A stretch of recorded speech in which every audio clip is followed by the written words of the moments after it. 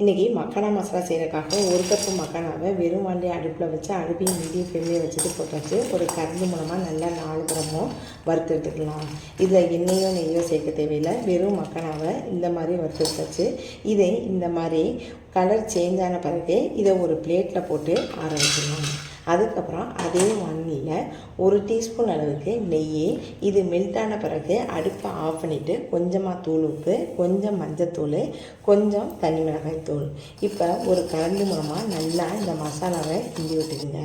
அதுக்கப்புறம் ஏற்கனவே வறுத்து வச்ச மக்கானாவை இதோடையே சேர்த்து நல்லா 4 கிராமும் கிண்டி விட்டுக்குங்க. அதாவது இந்த மசாலா இந்த மக்கானாவோட நல்லா மிக்ஸ் ஆகி வர மாதிரி கிண்டி விட்டுக்கலாம். இப்போ பாருங்கள், நல்லா கிண்டியாச்சு. ஒரே ஒரு மக்கானாவை எடுத்து நம்ம பார்க்கலாம்.